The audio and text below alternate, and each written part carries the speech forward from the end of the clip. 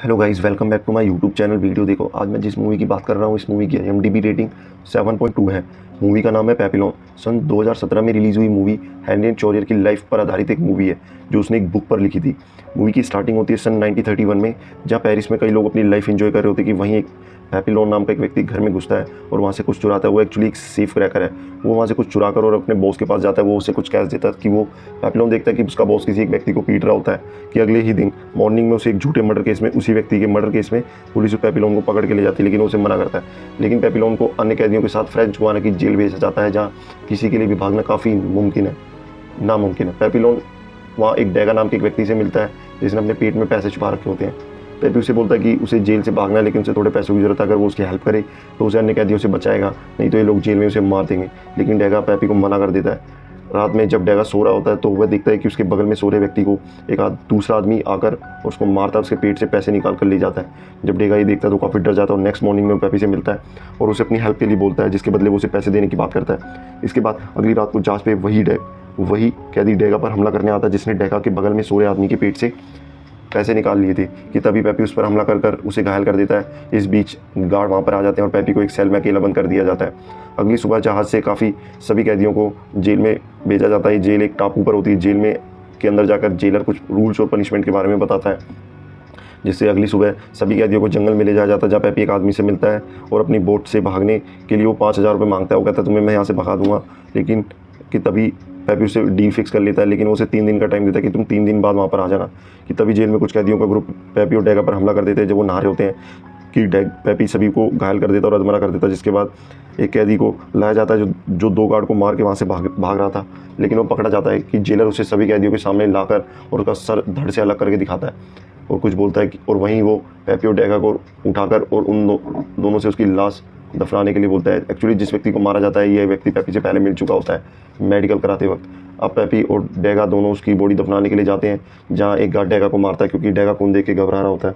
कि तभी पेपी उन दोनों गार्ड पर हमला कर उन्हें घायल कर वहाँ से भाग निकलता है और पेपी वहाँ पहुँचता है जहाँ बोट वाले आदमी ने उसे बताया था। ये वही आदमी है जिसने पेपी को भगाने के $5,000 की बात करी थी। अब वो उसे पैसे मांगता है और पेपी उसे बोलता है कि अभी उसके पास पैसे नहीं है, लेकिन वह उसे पेरिस पहुँचकर पैसे दे देगा अगर उसे उसके वहाँ तक पहुँचा दे। लेकिन वो आदमी गुस्से में आ जाता है और उसके आदमी लोग पेपी को पकड़ के जेल में ले जाते हैं। वार्डन उसे चेतावनी देता है कि जिस गार्ड को तुमने मारा था अगर वो मर जाता तो तुम्हारा भी वही हाल होता जो तुम्हारे उस दोस्त का हुआ था। अब पेपी को 2 साल की कड़ी सजा दी जाती है और उसे दूसरे आइसलैंड पे भेज दिया जाता है जो सेंट जोसेफ में होता है। वहाँ की जेल में उसे रखा जाता है। यहाँ बस साइलेंस ही साइलेंस है। पेपी को एक सेल में रखा जाता है। स्पेशल सेल होती है जहाँ खाने में बस सूप दिया जाता है।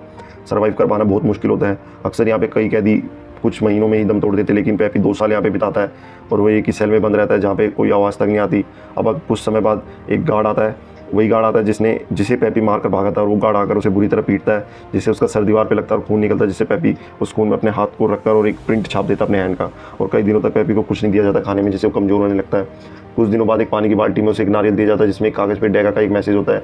डैगा का मैसेज ये होता है कि तुम्हें अब खाने में रोज़ यहाँ पे नारियल मिलेगा। ये पढ़ के पेपी खुश हो जाता है और एक दिन गार्ड को घेरा करवा कर बंद करवा देता है। पेपी को तरह तरह की फ़ोटोज़ इमेज दिखते हैं जिससे खुदकुशी करने की कोशिश करता है, लेकिन इसी बीच उसकी सज़ा का टाइम पूरा हो जाता है और पेपी को जेल से निकाल कर हॉस्पिटल भेजा जाता है, जहाँ डैगा उसे मिलने आता है और वह उसे बताता है कि वार्डन के लिए वो अब काम कर रहा है। और साथ ही वह उसे ये भी बताता है कि यहाँ पे कुछ दिनों बाद मूवी लगेगी, उस दिन सिक्योरिटी कड़ी नहीं होगी और काफ़ी हल्की होगी और हम यहाँ से भाग सकते हैं, जिससे ये 4 लोगों का ग्रुप बनाते हैं और वो वहाँ से भागते हैं। कि भागते वक्त डैगा का पैर जख्मी हो जाता है और ये लोग जैसे तैसे वहाँ से भागकर उस बोट वाले के पास जाते हैं, उससे बोट खरीदते हैं और वो निकलते हैं। कि तभी बोट में जब ये जा रहे होते हैं कि पानी भरने लगता है और बोट से एक कैदी डैगा को उतरने के लिए कहता है, क्योंकि डैगा जो है वो कमज़ोर है एक्चुअली, तो वो उसे मना करता है। पेपी उस पर बोलता है कि नहीं, ये हमारे साथ जाएगा। इस बीच उनकी लड़ाई होती है जिसमें डैगा उस व्यक्ति को चाकू मार के उसे घायल कर देता है और उसे पानी में फेंक देते हैं। किसी बीच पानी में तूफान आता है, जिससे लोग आदिवासियों के वहाँ पहुँच जाते हैं, जहाँ एक महिला आकर एक नन जो होती है वो उसे बताती है कि तुम जहाँ पर हो यहाँ तुम और तुम्हारे फ्रेंड सुरक्षित हैं और तुम अभी कोलंबिया में हो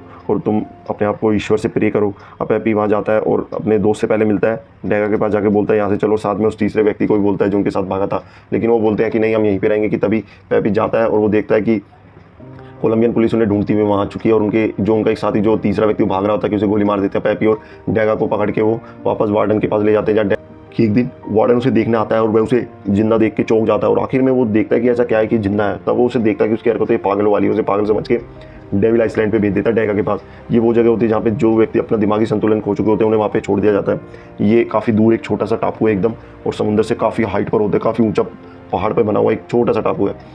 वहाँ पे पैपी जाता है और अपने डैगा दोस्त से मिलता है और उसे, लेकिन पैपी के मन में अभी भी वहाँ जेल से भागने की इच्छा होती है, लेकिन डैगा उसे मना करता है कि नहीं, हम यहाँ से नहीं भाग सकते, क्योंकि इतनी ऊंचाई से अगर कोई आदमी पानी में कूदेगा तो उसके बचने के चांसेस बहुत कम है। लेकिन कुछ दिन बाद पैपी को एक आइडिया आता है और डैगा को एक नारियल फेंक के दिखाता है कि हम यहाँ से भाग सकते हैं। अब ये दोनों नारियल को इकट्ठा करते हैं और वहाँ से भागने का प्लान बनाते हैं कि जिस दिन ही भाग रहे होते हैं उस दिन डैगा साथ जाने से मना कर देता है। वो कहता है नहीं, मैं यहीं रुकूंगा, तुम जाओ, मेरी लाइफ में कोई मोटिव नहीं है कि मैं भागूँ जिसके लिए तुम्हारी लाइफ में है।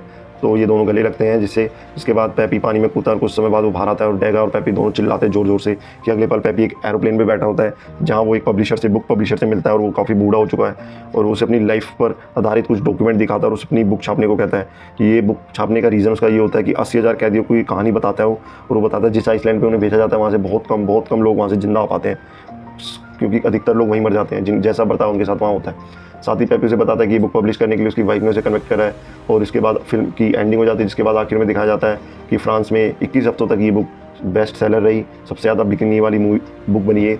और साथ ही सन 1970 में फ्रांस के मिनिस्टर एक ऑर्डर पास करते हैं कि हेनरी यानी कि पेपिलोन को वापस फ्रांस आने को बोला जाता है, क्योंकि पेपिलोन वेनेजुएला में रह रहा था।